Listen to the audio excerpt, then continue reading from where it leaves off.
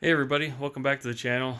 Working on a skid loader today. Thought I'd share this because it was kind of a complicated repair and maybe somebody could learn something from it. I should have videoed while I had the engine out still, but that's alright. Working on a Bobcat T320.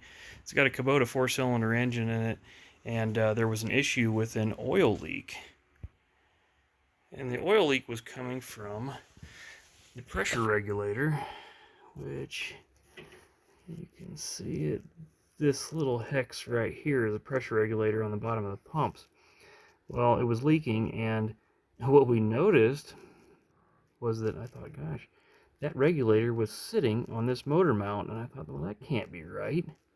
Well, as we did some digging, we discovered that these bolts right here are the bolts that hold the pump stack, which these are all pumps right along here, all stacked together.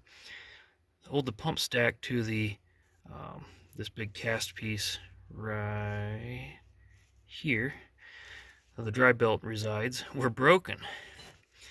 And the bottom mount that goes, well, we can't even see it, but it goes deep underneath there, wasn't even hooked up. So somebody had this thing apart and left a bunch of pieces out, and they actually didn't even install the motor mount that goes underneath this side over here. So that simple little oil leak, we had to pull the entire engine and pump assembly out to repair. And of course, while you got things apart, this right here is the dry belt assembly, and while you got it apart, you might as well change belts because it's never going to be an easier time. At first we thought we might be able to fix some of this stuff without pulling the engine. Unfortunately, let's see if I can get it, this bolt right, or this nut right here, there's no keyway. It's actual like press fit from the nut. There's no way we'd ever got that pulley off of there, which we had to take off to change those bolts out.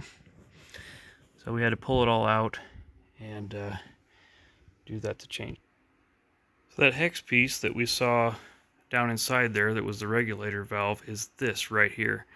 You can see the O-ring finally blew out, but it was resting on top of that engine mount and it had worn way down into it and blew out the O-ring. So we ended up replacing this. This is about $200, and we had to replace all the missing hardware from all the other engine mounts and pump stack mounts that we didn't have, but all the pieces were readily available from Bobcat.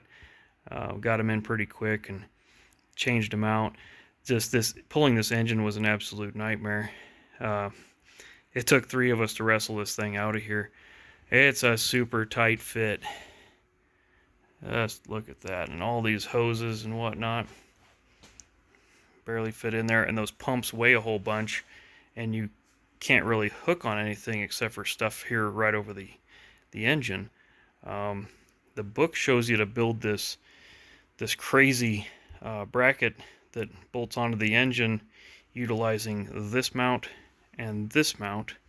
However, we didn't do that. We tried some different stuff. However, this one we did lift on, and it actually ripped a chunk out of the intake manifold, and that was unfortunate. That cost us a little bit extra. Had to change out this intake manifold, but I wouldn't recommend lifting with that guy, even though the book says to do so. We ended up using this bracket back here because it bolts directly to the engine head. The front engine mounts in this thing were an absolute nightmare. They are buried. The one of them you can kind of see on the corner of this cast piece of the belt drive unit. The other one is buried underneath all these hoses over here. There is no bottom access point at all. We just had to wrestle with it. We pulled off access covers on the sides.